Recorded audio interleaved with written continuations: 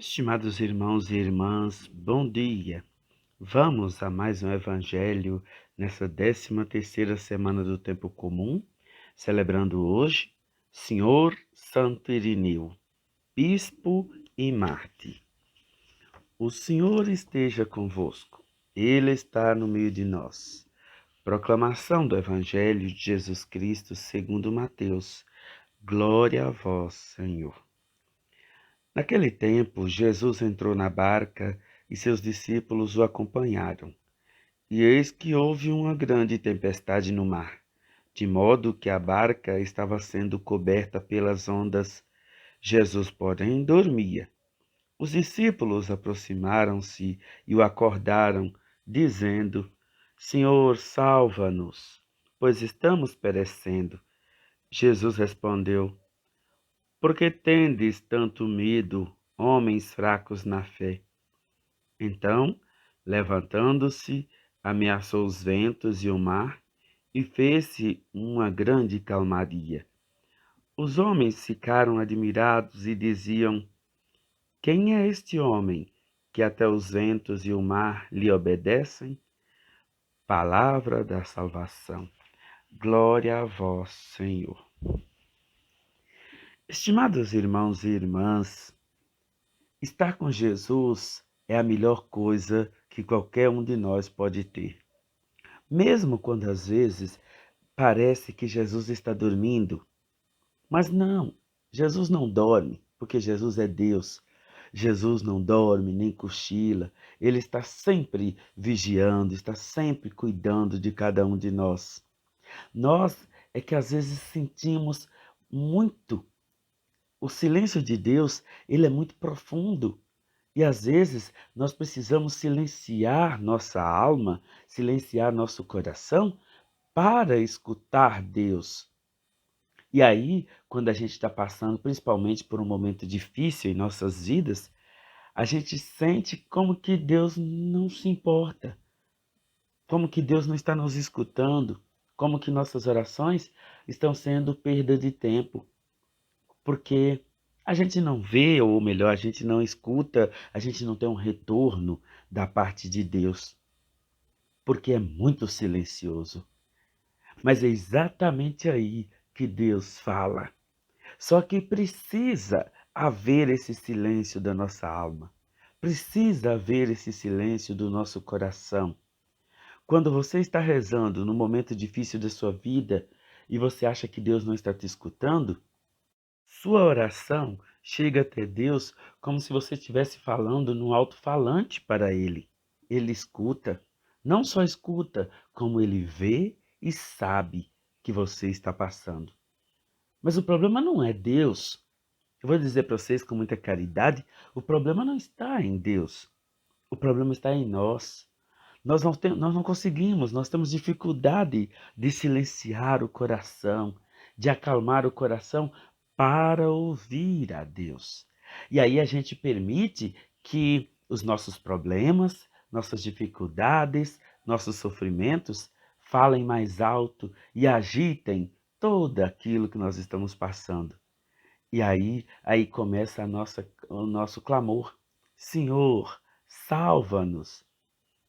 Meus irmãos, minhas irmãs, como hoje é difícil silenciar, como hoje é difícil a gente ficar quieto diante de Deus, na oração.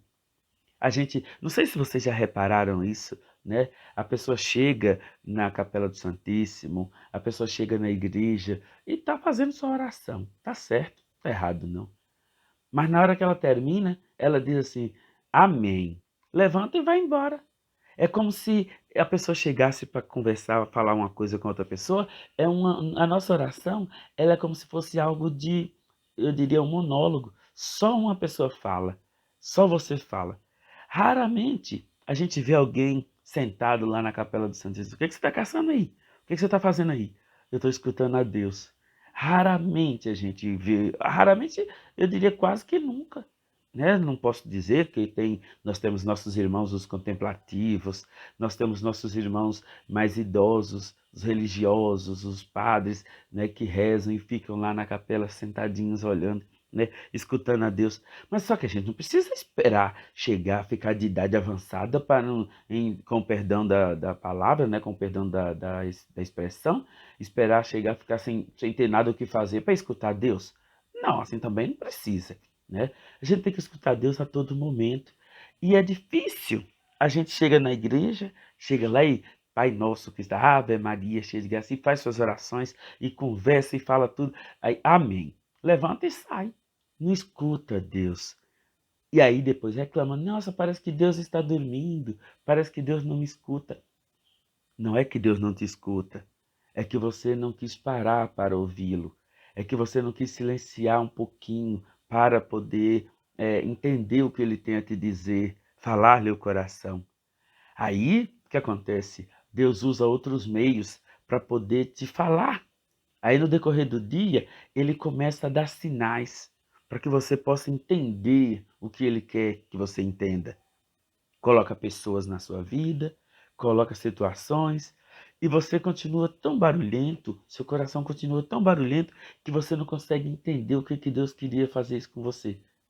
Por exemplo, se você está tão nervoso e tudo, e aí Deus pega e faz você perder, esquecer onde é que você colocou a chave do carro, a chave da casa. E aí você, em vez de entender que Deus está querendo te fazer ficar um pouquinho mais em casa e não sair daquele jeito tão nervoso, o que acontece? Você fica pior ainda. Aí você começa a brigar, agora pronto, até a chave eu perdi. E começa xingando e brigando e vira aquela confusão. Você convida uns amigos para sua casa e Deus fala, vou fazer isso só aqueles que você gosta mesmo. Daqui a pouco você acha ruim porque não vieram todos. E você não percebe que Deus fez isso só aqueles que você se sente bem, que você vai ficar feliz com a presença deles e tal. Não, mas você fica chateado porque os outros não vieram. E aí, o que que acontece? A gente começa a falar assim, ah, fulana não veio, e não sei o quê. Começa a valorizar a ausência dos que não vieram e desprezar, por assim dizer, a presença dos que ali estão.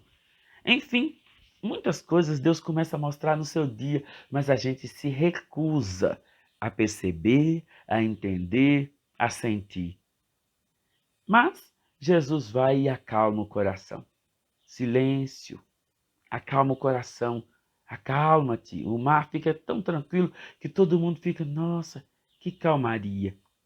Deus quer agir na sua vida. Deus quer fazer o melhor por você. Mas é importante que você silencie. Há a necessidade do silêncio.